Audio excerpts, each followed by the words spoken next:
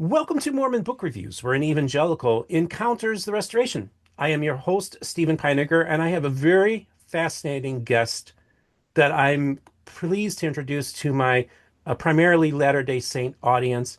He is a rabbi, originally born in Morocco, of Jewish lineage, and he is part of the Raelian Movement.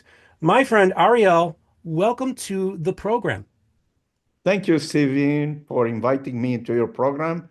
And I am very glad because as you are Mormons and we have so much in common with the Raelian message given by the Elohim to Rael, like they give to Joseph Smith many years ago.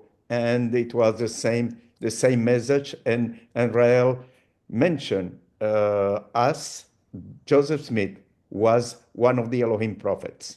Okay, and this is fantastic. So here we have an outside group started in 1973, in which and we're going to have Ariel kind of give his history, but also a little bit of history of the Raelian movement. But you have this outside movement that actually identifies Joseph Smith as a person who had an encounter with Elohim. Does that sound familiar? And is one of his prophets. Isn't that interesting? And I thought that this is very tangential to the conversation that I'm having with the restoration of an outside group that independently made a determination that Joseph Smith is a prophet of Elohim and had engagements with him.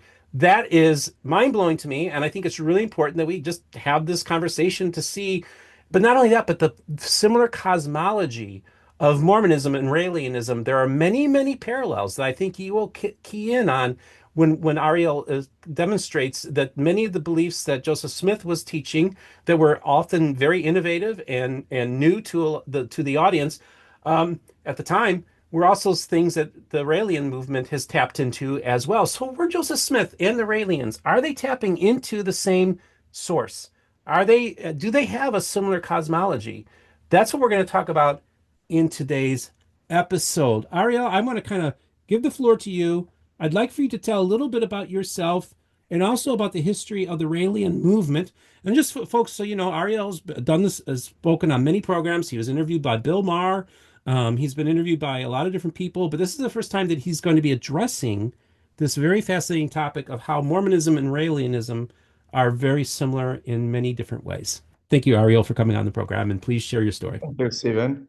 Well, about myself, I was born in a religious, traditional Jewish family in Morocco. On both sides, my father's side, my mother's side, they were both very religious. And I always had questions since I was a child because I was going to synagogue with my grandfather and so and so and so, who was a very religious and well-known person in Tangier. And I always had questions, to teachers in school, to rabbis, to my father, to my grandfather, but never got the right question because the only answer that I got, this is what they taught us, and this is what we're teaching you, and this is the way it is. But, I was always like, I was hungry to get some food, some answers to my question, which I never got. First of all, Elohim is a plural of the word Eloha. And so many names, El Shaddai, Elyon, and this and that, and Yahweh, and Elohim, and Adonai, and all that. And if he's one single God, why so many names? So that's the way it is. Don't ask questions. That's it. You will understand one day. One day I grew up. I was uh, observing all the Judaism, all the celebrations, all the Yom Kippur, the Shabbat. I got married with a Jewish girl. I had two children. My son got circumcised, and I was running my life that way until the day I found out a book. And after reading it, it answers all the questions I had since my childhood. And Wow. What was the name of this book? the book was the book which tells the truth, which now the name of that book is Intelligent Design. So in that book, it mentions the encounter of a man called Rael. They give the name to Rael. His name was Claude Vorilhon. On December 13, 1973, he went to his office. He was driving to his office as he was a journalist of sport car magazine. He has his own magazine. And all of a sudden, he felt the urge to go a different direction and go to close to Clermont-Ferrand, to the Puy de la Sola, which is an old volcano. In that old volcano, he was there. It was December 13. He used to go there with his family on during summertime. But all of a sudden, it was cold, a little bit chilly, December 13, in the middle of a volcano. He had work to do. And all of a sudden, he said, what I'm doing here? I'm going back to my work. Then he saw something shining in the sky. At the beginning, he thought it was an helicopter.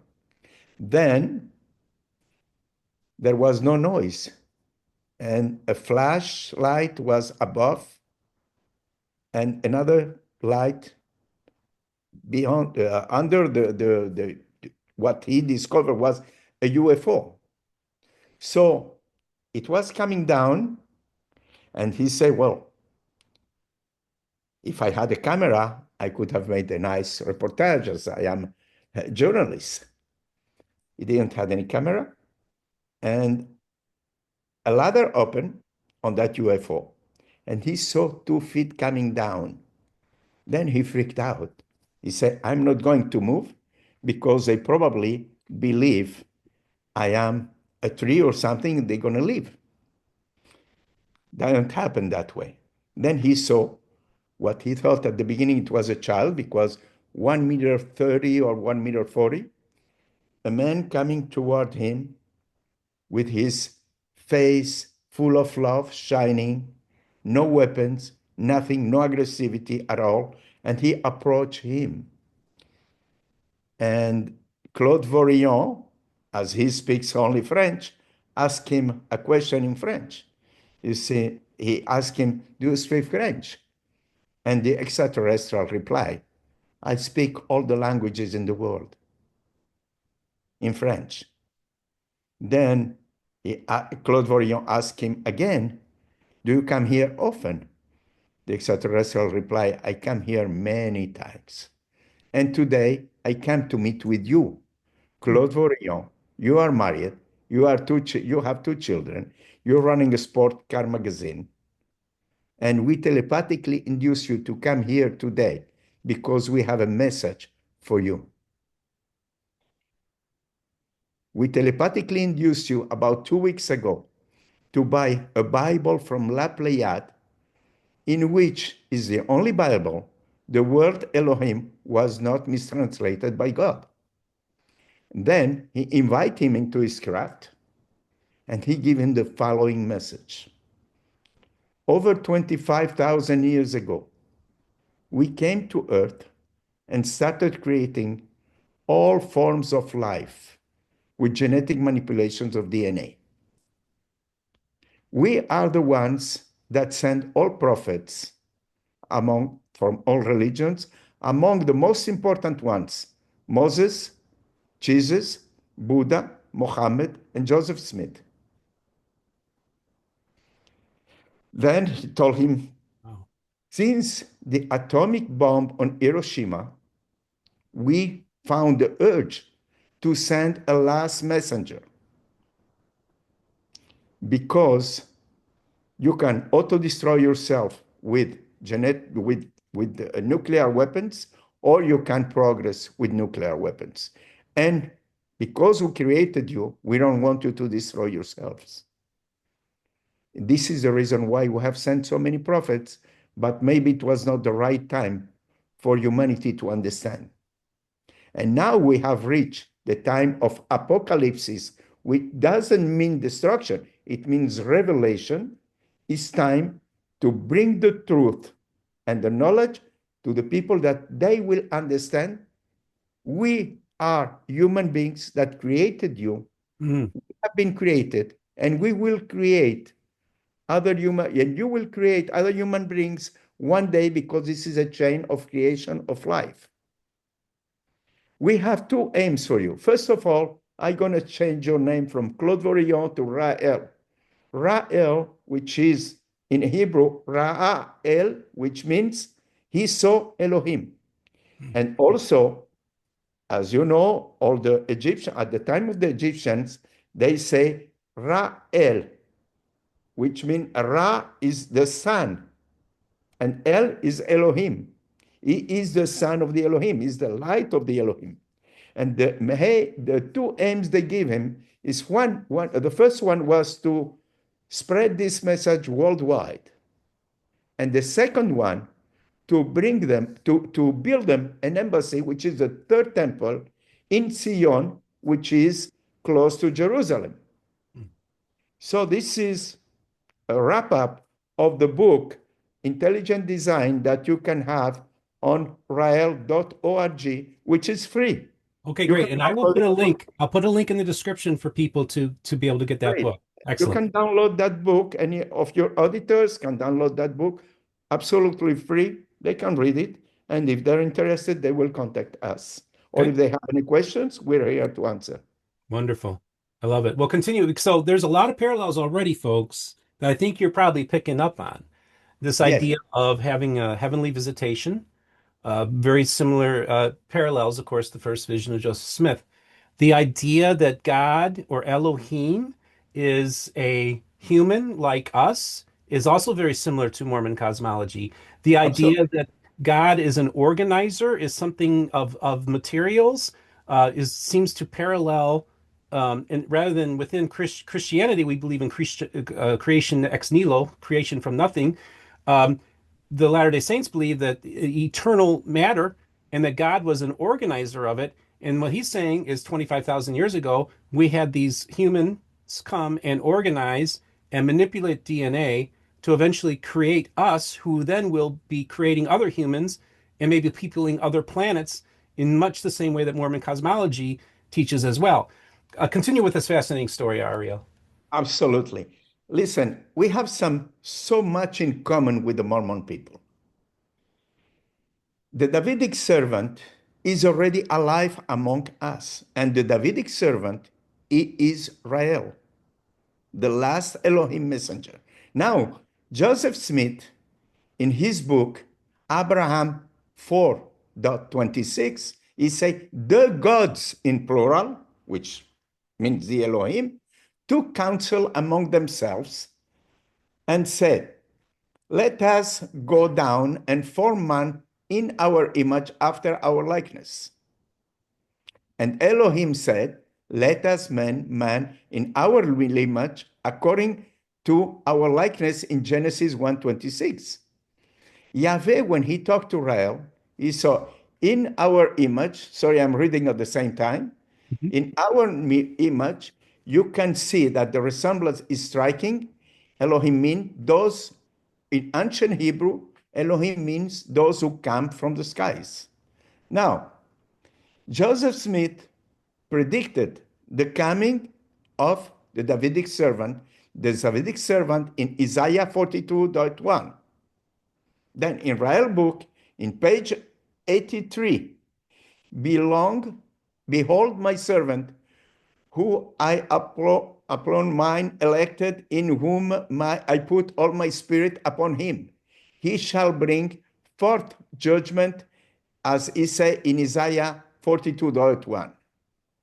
And and Yahweh, when he was talking to Rael, he told him, you are the one who will spread the truth among the world, which was which has been revealed you over in the past few days. I mean, he revealed to him in the past few days. And in Joseph Smith, Doctrine Covenant 79.9, hurt not the earth, neither the sea, not the tree. This we have sealed, and seven of our gods in the forehead.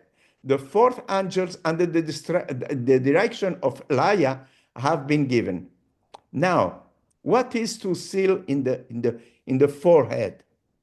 As you know, we Raelians, 4 times a year, we have a celebration for those who recognize the Elohim as an extraterrestrial civilization who created us to their image. And during these 4 dates, on December 13, which is the same date the first encounter Rael had with the Elohim. On October 7, which is the second encounter Rael had with the Elohim, when they took him to their planet, as they took Joseph Smith and all the other prophets. The third one is on the first Sunday of April, which is the first day they created the first human being. Mm. And the other day that we can do this seal, be sealed in the forehead, which is what we call the transmission of the cellular plan, is on August 6th, which was the anniversary of the atomic bomb of Hiroshima, that this will not happen again because we can auto-destroy ourselves. Mm. In Rael book, in page 295, saying not to the earth, neither the sea. Okay, in Rael book, Yahweh say, okay, manual contact, the people who will be seated in the forehead, as Joseph Smith mentioned, those who will have their cellular plant transmission, which is a Raelian baptism, by manual contact between our prophet and their forehead. Mm. And Joseph Smith mentioned here also, the Davidic servant will gather Israel and build Zion. What is Zion? Zion is the third temple that should be built close to Jerusalem. Okay, fascinating. And Rael, he's the one that should build this third temple, either close to Jerusalem or elsewhere, because the state of Israel have already refused 7 times because of religious pressure and monotheism and all that, which, they refuse so many times. They refuse all the prophets that were sent to Israel so many times. I want to also kind of just explain to you too a parallel in the modern context of the Latter-day Saint Church and Israel. So the Latter-day Saint Church actually had printed a Hebrew version of the Book of Mormon. Okay. But in the early 80s, they wanted to build their Jerusalem Center, which is right by the temple. But they made a deal with the Israeli government that if they built that Jerusalem Center in by the temple, that the Latter-day Saints could not proselytize, they could not try to even talk about their religion with Jews, and that they were just there to do their educational stuff there for as an extension of Brigham Young University. One of the other stipulations was that they would destroy all their Hebrew versions of the Book of Mormon so that they would basically they could go there, they could build their structure by the temple, but they couldn't spread their message. And that's how they were able to get into that spot that they're at. So it's kind of similar how they don't want you guys doing any proselytizing. So they probably would put so many restrictions on you that you would not have the ability to put out the message that I'm assuming you'd want to put out to the Jewish people. This is the reason why I went to Israel to Mm. build the Raelian movement there, and I lived there for 18 years. And the first thing I did is to have my Israeli citizenship, because as a Jew, you have the right of return Uh-huh.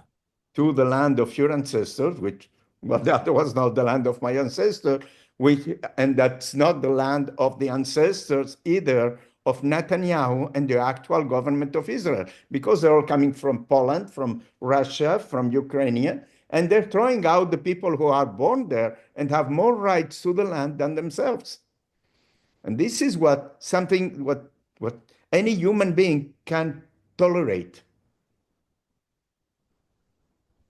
And what happened there is that, they give me the citizenship, the Israeli citizenship, and that's the first thing I did, because they cannot throw me out. Because everyone that do proselytism to another religion than the Jewish religion, they throw them out. So by being Israeli, they cannot throw me out. Well, that's one way to work around it, and that's interesting. So, just since you brought it up, and I want to continue to go back and talk about maybe the similarities in beliefs, but also just kind of understanding that since you've been in Israel for all this time, what kind of progress have you been making? How's it been like living in Israel, and what kind of reception are you and your message getting? Well, we got a very good reception in Israel, Mm. because we're talking here about the people who got sealed in the forehead as Joseph Smith mentioned, which is a Raelian baptism, and I have done over 380 before I left Israel in 2005, in 2015, sorry. The progress we have been doing is that all governments were informed about the message of the Elohim, the land that they should give to build this third temple, and we have been spreading the message in the whole Israel. I gave hundreds of lectures there. Sometimes, as I mentioned, when it was in Tel Aviv, it was fine. When it was in Haifa, it was fine. But as soon as it was in Jerusalem, as soon as it was in the north of Israel, Tiberia, and all that, that was terrible. Because I was giving a lecture in 1993. I started running up in Israel, announcing the prophet Rael as the long-awaited Messiah in the holiest place of Judaism, which is the temple where the temple was built, with the shofar, which mount the sound of the trumpet, according to Hebrew tradition and religious scripts. Then we give many lectures there all over Israel. And one of the lectures, my last lecture, was in Tiberia. In Tiberia, we rented a place in a beautiful hotel. We had a lecture at 6 or 7 p.m. And we had to cancel the lecture. No, mostly the hotel had canceled the lecture because the rabbis went to the hotel and tell them, if you allow them to give a lecture on this matter, we will remove your certificate of kosher and your hotel, nobody will come here anymore. So we put you bankrupt. So they had no other choice than canceling our lecture, and we were allowed to give it. Okay, and so you feel like these rabbis feel threatened by your message, and that's why. Absolutely. Okay. Absolutely. Because when I give a lecture or I give an interview with anyone, I have citations from the Tanakh, which is the original Hebrew Bible, citations from the Zohar, which is where the Kabbalah comes from, citations from Yom Kippur, citations from any Hebrew scripts, which confirm without the slight doubt the Elohim mentioned in all these scripts, and especially in the Tanakh, are an extraterrestrial civilization and not a single God. They have been thought as gods by our primitive ancestors who had no technology, no knowledge, no science, nothing. And this was the real problem, and they don't want to accept it because what I'm bringing are not my texts. These are the Hebrew texts from the Bible, from the Tanakh, the original Hebrew text. But the thing is that because they cannot prove the opposite, they cannot come. And they prefer not to attend or come into lectures and take out all the Jewish people that are interested in listening to this. On my first lectures that I gave in Montreal, we rented a hall, we were giving a lecture. They brought school buses full of Hebrew students to block the entrance and not give access to anyone who want to enter our lecture. So some people had to force and say, we're going in for the lecture. But some others, they couldn't. They rent a hall exactly close to ours just to make noise that nobody could listen. And, they come into the lecture. How come? You're not ashamed. We're part of the same community and you're talking something that is wrong and you don't believe in God anymore.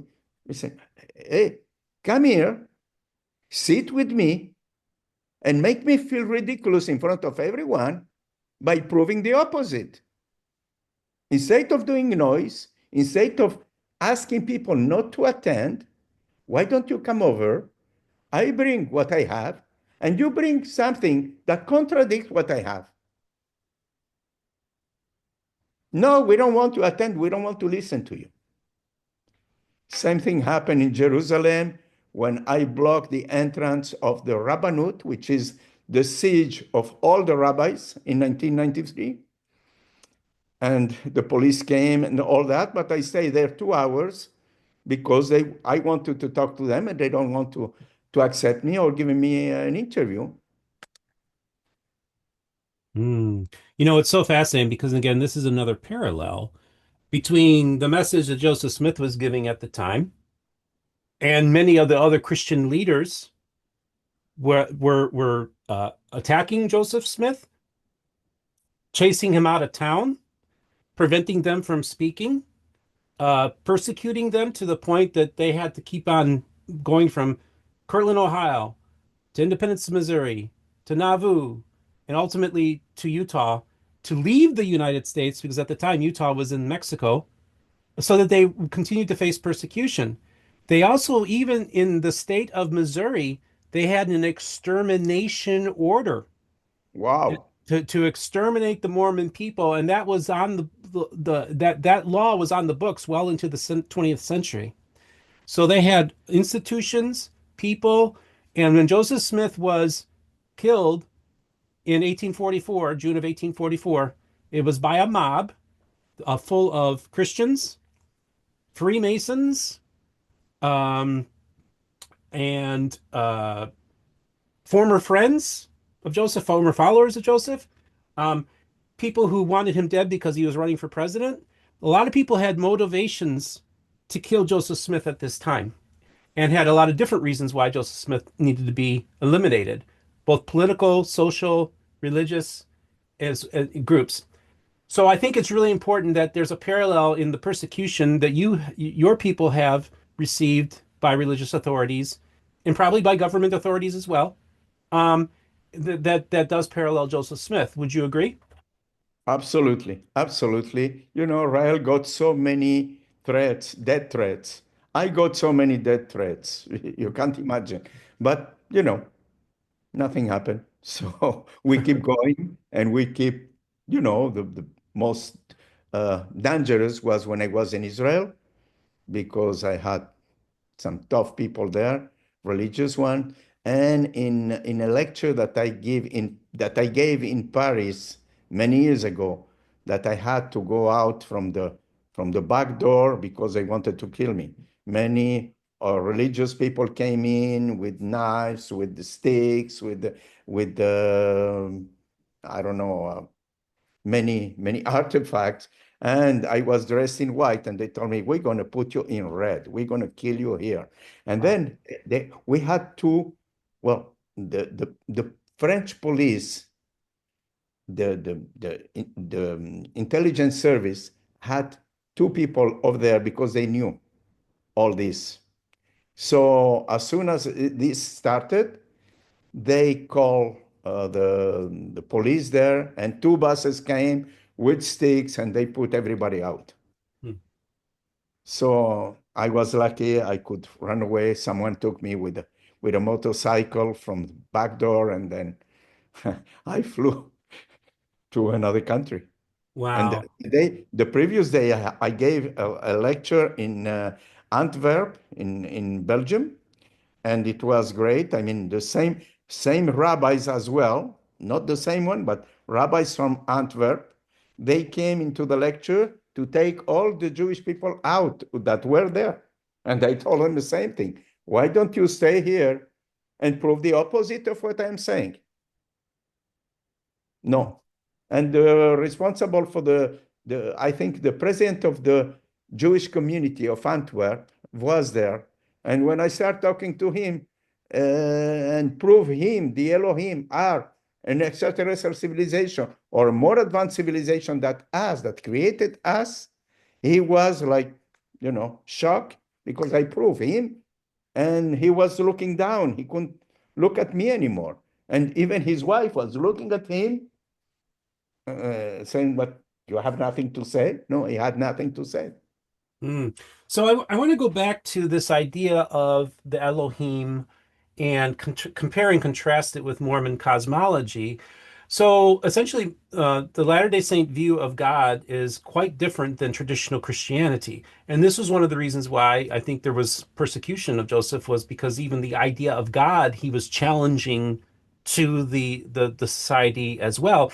And Joseph taught in what would be called the King Follett sermon, which was actually a address he gave at a funeral for a gentleman by the name of King Follett, where he talked about how God was once a man like us, and that he is human of flesh and bone. Okay, he has a body. So we have a corporeal God who's genetically related to us. We are literally made in his image. We also have the idea that God came down, Elohim in particular, came down and impregnated Mary. Okay. And of course, you guys have some parallels with that as well. So what Absolutely. we have here is a God that's not outside of creation, but is actually part of the creation and the chief organizer of the creation, in particular to create the human species, to propagate our species, and for us to actually propagate other planets and build the human race throughout the universe. And this is kind of the grand cosmology of Mormonism. And it just seems to parallel so much of your beliefs as well. Perhaps expound on that. Exactly the same. The Wow. Elohim created us to their image. They started creating life in their planet first. Okay. Then the I don't know, the people that they created were very aggressive. They escaped. They killed some of them.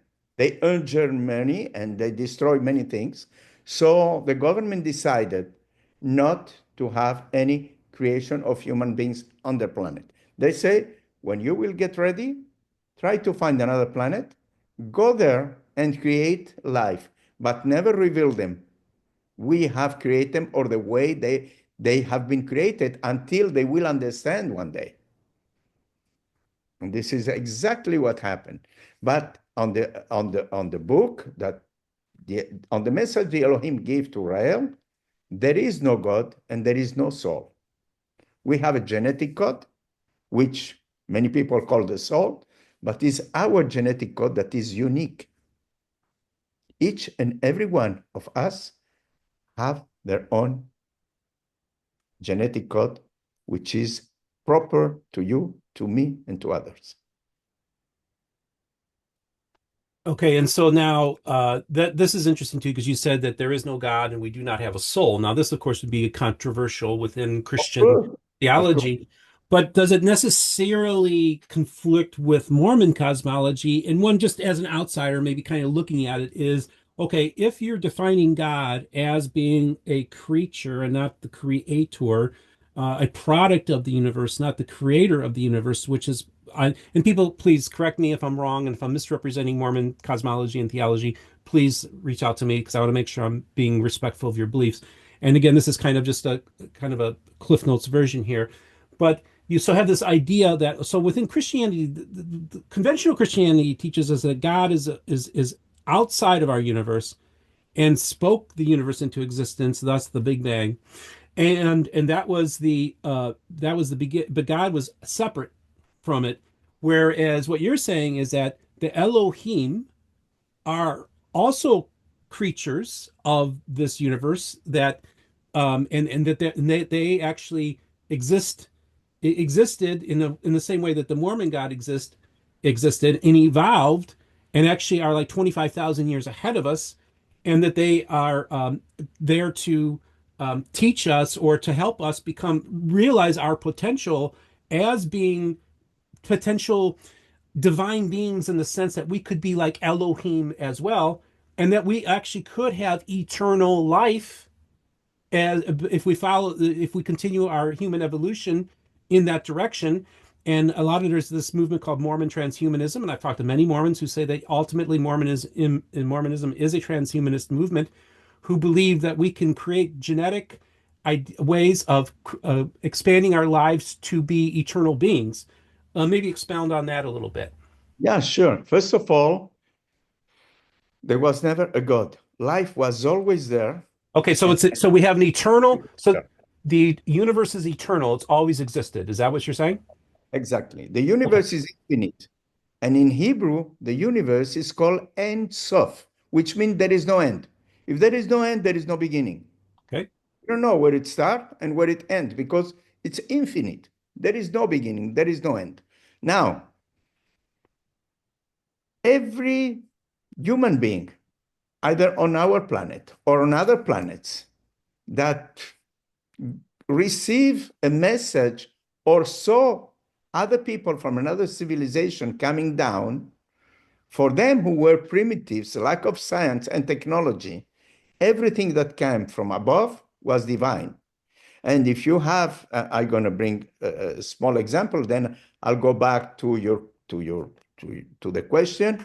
Um, in the Genesis, it said the Nephilim came to earth. The Nephilim, many Jewish people and Hebrew translators say Nephilim are giants. No, I'm sorry.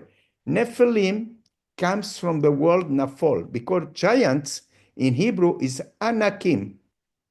And Nephilim, which come from the word Naphol, it means those who fall down. Mhm. I mean, they didn't fall down, they came down. They come Mhm. down from where? Not from a cloud. They come down for, with engines, with the spaceships, with other technology that they have and that we don't have yet. But now we're able to understand. Now, regarding the life on Earth, I I don't recall your question, but was that Oh, I think you've covered a lot. Yeah, and I think and actually I want to read something to you. Okay. This is a famous couplet given to us by a Mormon prophet by the name of Lorenzo Snow. It says, "As man now is, God once was. As God now is, man may be." What are your thoughts on that? well, listen, is exactly that we're gonna equal the Elohim. And as I mentioned to you last time when we met, is that why governments are forbidden human cloning. Right? Why is that? Why do you suppose Why that is? is that? Well, if a man in laboratory or a woman in laboratory create the first human being, there is no more place for God.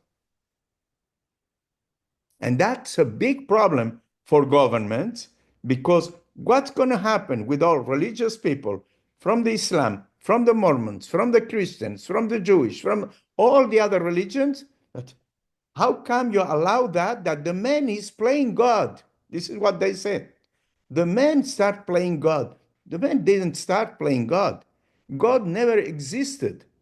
Another civilization, more advanced than us, came to Earth and created life. They were created by another civilization, and the others were created by another civilization. And it takes a certain time to understand. And now we are in the time of apocalypse, which means revelation. And one day, either here or elsewhere, we're going to start creating life.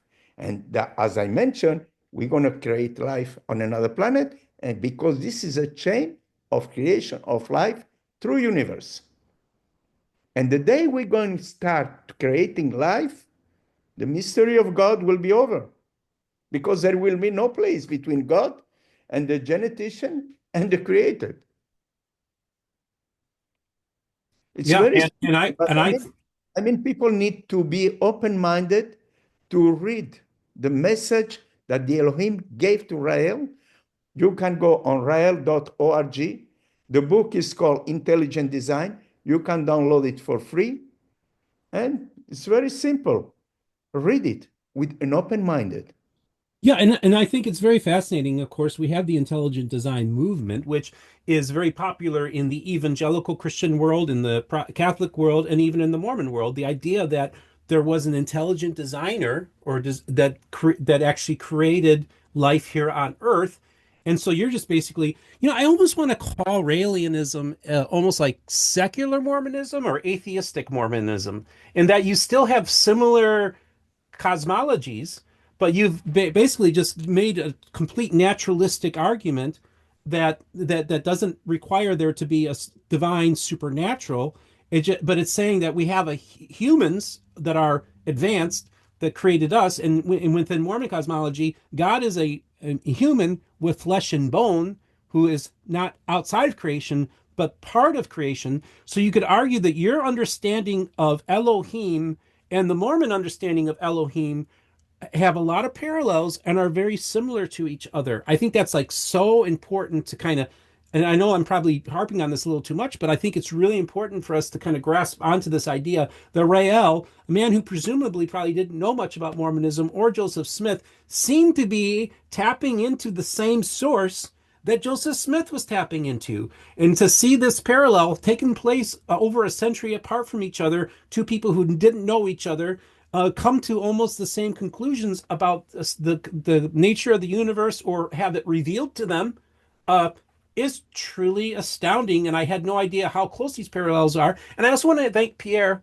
up in Quebec, who reached out to me a couple weeks ago to talk about these important parallels in this cosmology. And it was that aha moment. And that's why I wanted to have the rabbi come on to talk about this. Ariel, I feel like I want to give you some more time just to kind of expand and talk a little bit more about your movement and any other parallels or important things that you would like to get out to my audience today.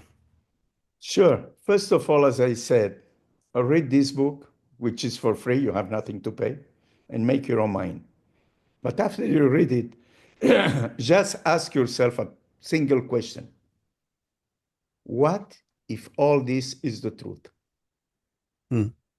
What if it is the truth? Because, as you mentioned, someone who lived in the 1800s, like Joseph Smith, we demystify what Joseph Smith said. We demystified what the Tanakh in the scriptures said. We demystified the Christianity. We demystify Buddhism. We are here to demystify that people could understand in very simple words. And before leaving, let me explain you. You have mentioned something about eternal life. And let me explain you how eternal life is done by the Elohim. The Elohim live between 700 and 1,000 years without any disease. When their body start getting weak, between 700 and 1,000, they remove just a cell from that individual. They put it into a special machine or computer they have, and they create exactly the copy of that human being. Now, with their advanced civilization and technology, the same way today you buy a new computer and you download all the memory and everything you have in your old computer into the new one, they have the way, the knowledge, and the technology to download into the new body all the memory, all the knowledge, all the souvenirs, and everything that you had in that old body. And this is the only way to reach eternal life. And after 700 years or 1,000 years, they make the same process to the same human being. So he recalled the life that he had in his previous body and in the previous body, and that the one that we call Yahweh, which in Hebrew is Yod He Vav He, why? Yehye Hove Ve Haya. He was, he is, and he will be. Why? Because he's eternal with the same process.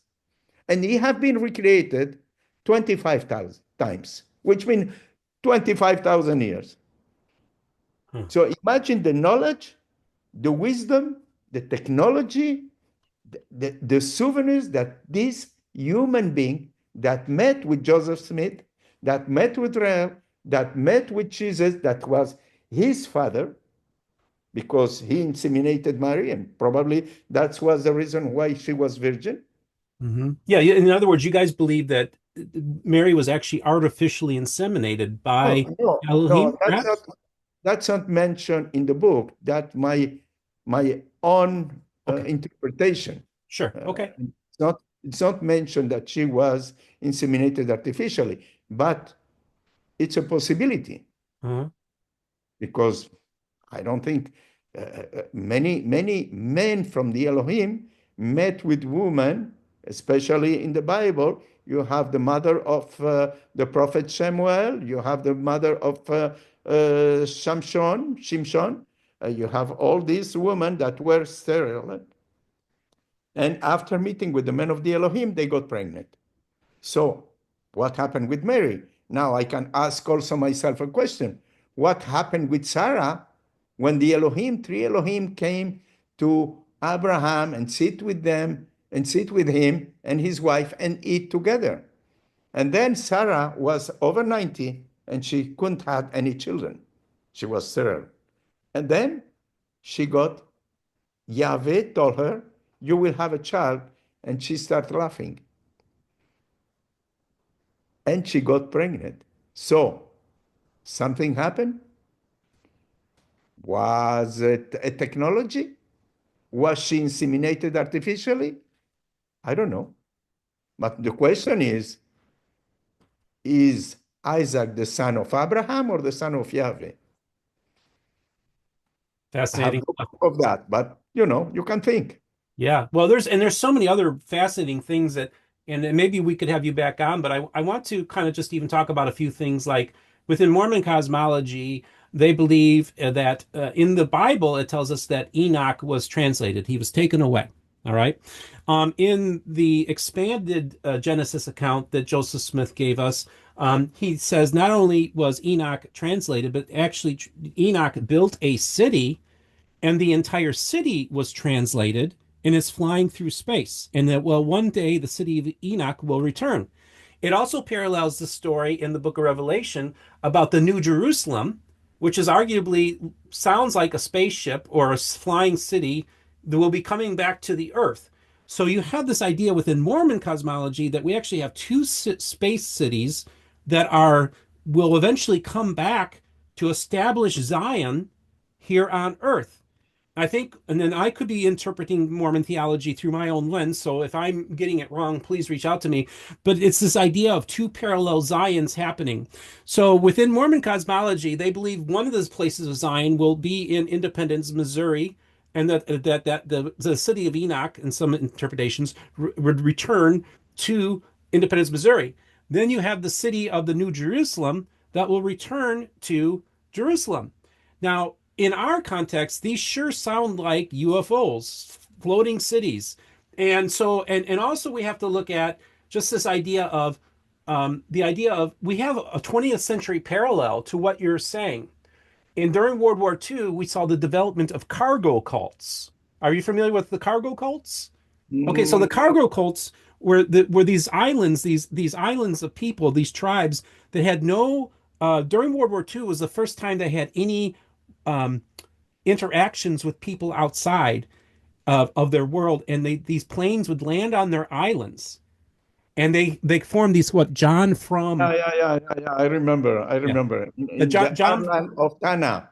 yeah the In the John island of from Tana, they made like an helicopter airplanes. or an airplane with palm trees, Yep. and they had lights and all that. Yeah, I recall Yeah. that. And so they believe they actually believe that in this man named John From, and they think it says maybe John from America was maybe word, but that John From was the god that they worshipped, and he was this white guy who was presumably a pilot, and they connected cargo that was on the planes that they received as being gifts from heaven. And so you see this idea, and also you see the idea of when the New World was being settled by white people, by what the Western, that they were so much further advanced than the Native Americans that in some cases they were viewed as gods, especially in like by the Aztecs and stuff like that in Mexico. So you can actually see in real time in modern history this idea of people, more primitive people being exposed to further advanced people and likening them unto gods, considering them to be gods and actually putting and worshiping them like gods. So then you can just go back and say, is this something that was happening in ancient times? And if we want a kind of a plausible, rational explanation as to what was going on, whether it's Ezekiel's chariot, whether it's the city of Enoch, whether it's the New Jerusalem, whether it's the idea of being here and then translated to another world, which is what happened to Paul and other people, okay, are these alien experiences? Are the Raelians correct? And in one sense, they are extraterrestrial experiences, whether you believe in a God, because it's outside of our Earth that these intelligences are engaging with humanity. What do you think about that, Ariel? Well, you are correct, 100%. We have been created by a more advanced civilization. Our primitive ancestors, they thought they were gods. And this is all explained in our book, Intelligent Design, that you can download for free. And as I mentioned a few seconds ago, just read it with an open mind and ask yourself a simple question. What if this is the truth? Well, I think this was a very fascinating conversation. And I always tell people, I said, I would like to ask you something, oh, Stephen. sure, certainly, As you, certainly. as you mentioned, you have many rabbis, you're acquainted with many rabbis and all that. Hmm. I will be delighted if you can arrange a Zoom meeting Sure, with any of these rabbis where I can bring all the citations from certainly. Hebrew scripts confirming without the slight doubt the Elohim are a more advanced civilization that came to earth and created life, and there was no God. Because the Tanakh, the Genesis, the book of the Bible, the original Hebrew Bible in Hebrew, doesn't mention any God. Mention only Elohim, which is a plural of the word Eloha. Yes. And I think, and I also think it's really important. That's another parallel that I want to point out is that Joseph Smith realized the plurality of gods when he was first told by a Rabbi Seixas in Kirtland, Ohio, approximately in 1835, when they were doing the School of the Prophets and they are being tutored by this rabbi who comes from a very prominent rabbi family from New York City. And that's when the idea of plurality of gods enters into Mormon cosmology. Okay, this is very important. We also need to understand a lot of people like to have this sanitized view of the Bible and that the Jews were always monotheistic. This is incorrect. There were ideas of multiple gods did exist, and even the Bible even acknowledges that there were other gods, and they would sometimes do battle with each other. So there was this, and then if we look at the oldest book of the Bible, the book of Job, where we actually have a heavenly council of Elohim gathered, and you also even have the devil, the accuser, as part of that council, or at least engaging that council, which is of course very similar to Mormon cosmology as well. So we have all this stuff that there are, there isn't just an angel, Elohim. These are divine beings. Okay, so we have to understand that there is a pantheon of gods in one context that's in early primitive Judaism that a lot of people like to easily dismiss, especially mainstream Christians. Joseph Smith is not afraid to engage even that world in that cosmology that existed, a much more primitive, older type of tradition within Judaism, and is able to then bring that out and bring that into the modern era. And it sounds to me like the Raelian movement is doing a similar thing as well. Exactly. We're Wow. doing the same. We are bringing a message of peace, love, fraternity to all human beings and to entire humanity with the respect of life, respect of all trees, of all birds, of all lives, of all animals, and especially between human beings, because we are part of a whole and we are all one.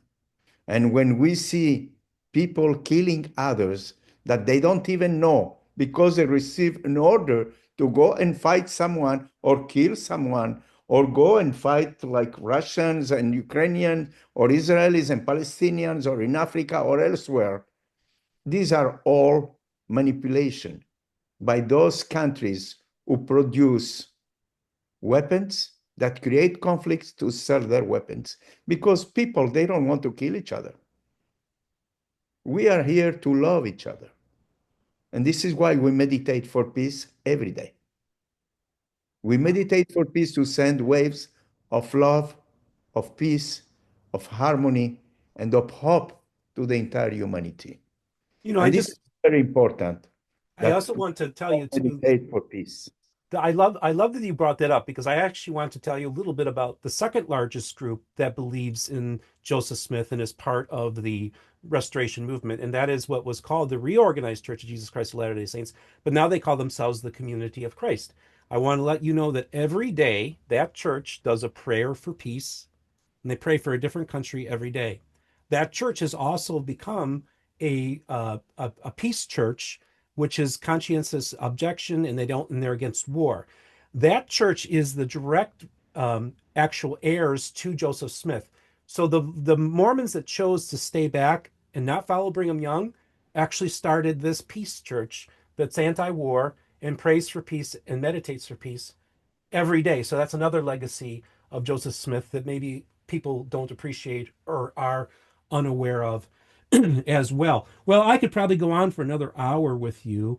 I think we're learning from each other. I think you've taught me things. I think you've taught my audience. I think that I may have taught some things to you. I think this is good. We could have good experiences. I will reach out to some of my Jewish scholars. Dr. Nehemiah Gordon, who's quite large. I know he's had a Raelian on your program, so he might be interested. He's one of the top Hebrew scholars in the world, so it'd be interesting and he's a Karaite Jew, so he's not a rabbinic Jew, he's a Karaite. So maybe just having a pure conversation about the text itself might be a great conversation with him. I'll reach out to him to see. I also have Rabbi Joe Karnas, who's a good friend. I call him the Rambling Rabbi. Him and I have wonderful talks with each other. I think maybe we can get him to engage your stuff as well. I wanted to ask you a quick question, if you don't mind me asking. Um, if you don't mind, and I want to be respectful of your sacred objects, if you will, but your pendant, can you show me the pendant that you're wearing, if you don't mind? Okay. Now, people might have noticed in the background, of course, that image there. Now, that's to many people quite controversial to have a Star of David and a swastika in the same image. I would like for you to address that. Wow. That's the oldest symbol on earth. And this is the symbol of the Elohim have on their suit when they met with Rael. And Okay. this is the symbol they have on their spaceship. And that's a symbol of infinity. It means the two triangles of representing the Star of David are the infinitely large and the infinitely small.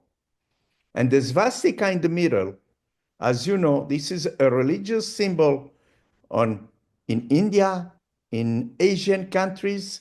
So it have nothing to do with Nazis. If Hitler took this as a symbol, probably it was to make the pure race because the swastika represent purity. And besides that, or another idea that I have, maybe he wants to make Jewish people hate this symbol that he used because this is the real symbol of the Star of David. Okay. Let me explain what these two triangles mean. Okay. The infinitely small and the infinitely large.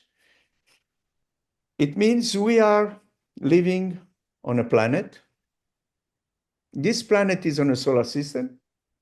This solar system is on a galaxy. This galaxy is in the universe. And this universe is infinite, which means the same way this infinitely large for us, it's a cell of something or someone mostly that is alive. Could be an animal, could be a worm, could be a cat, could be something. It means we are inside someone.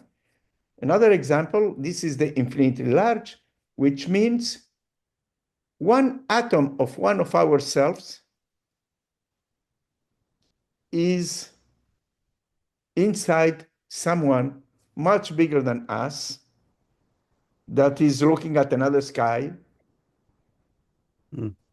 and representing something that we call infinitely large. The same thing like one atom of one of our cells, it's an entire universe Yeah. with galaxies, with solar systems, with planets where there is life.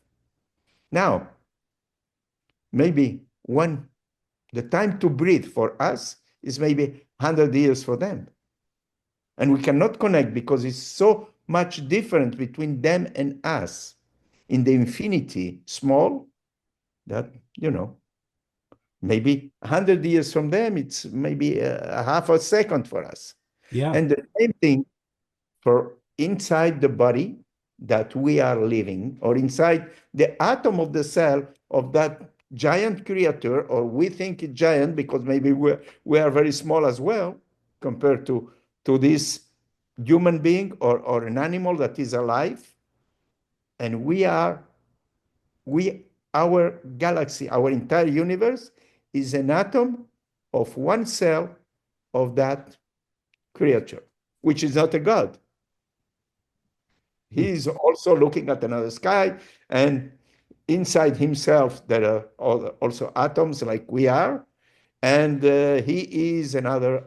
Inside his galaxy is another atom, and so and so and so and so. It's like the Russian dolls that one goes inside the other. Mm-hmm.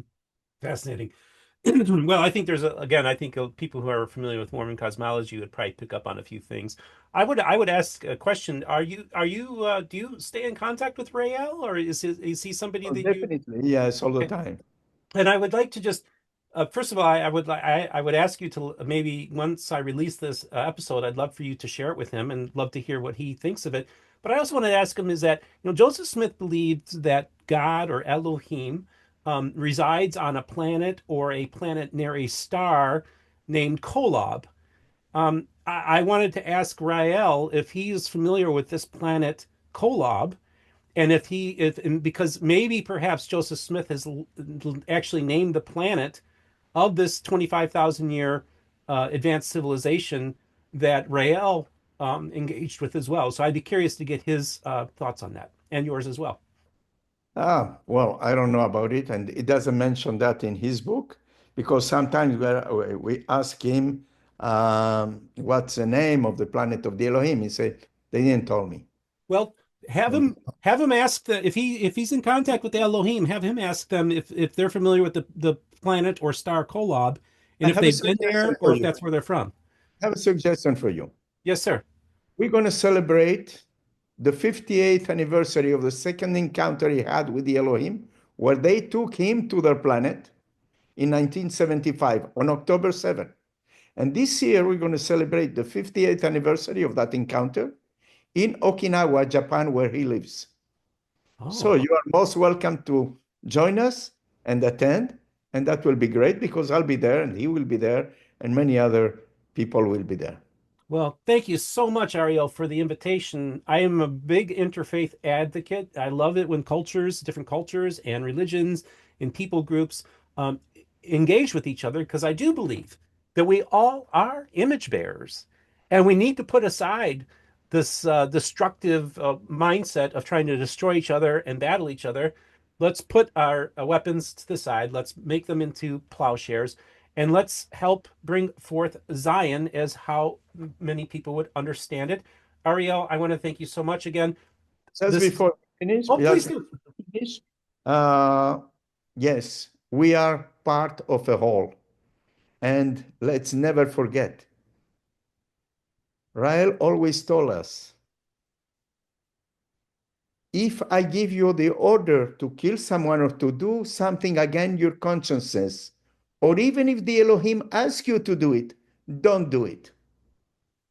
And this is why, because the one that received an order and the one that pulled the trigger is as responsible, the one that pulled the trigger than the one that gave the order. And we are all part of a whole.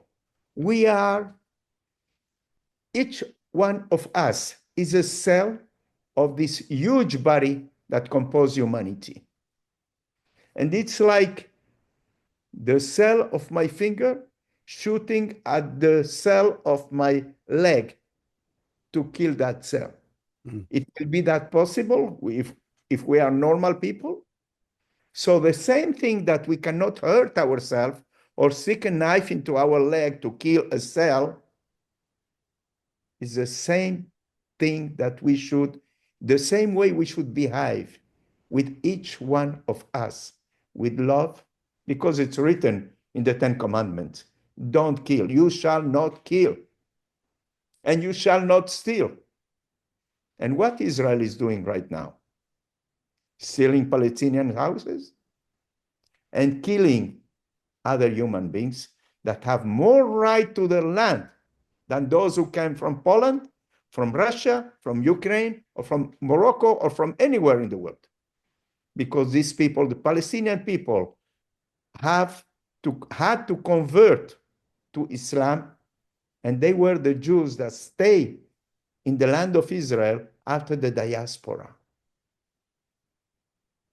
Well, I want to thank you so much for Think sharing your about that. message. I think there's a lot to ponder, a lot to think about during this conversation, a lot of food for thought for me as well. Of course, I am not a Mormon. I'm an evangelical who believes in more conventional, traditional Christianity. But I also think that we need to look through different lenses and also understand. And I think Latter-day Saints, I think you need to look at the Raelian movement and ask yourselves, do we have more in common with the Raelians than we do with conventional Christianity, at least when it comes to cosmology and our understanding of God? I think that should be a great question for you to consider as well. A lot to think about. I think this will be a great conversation starter. Ariel, I want to thank you so much, Rabbi, for blessing me by coming on today. And I'm going to have links in the descriptions to everything he talked about, including their website where you can get the book, Intelligent Design.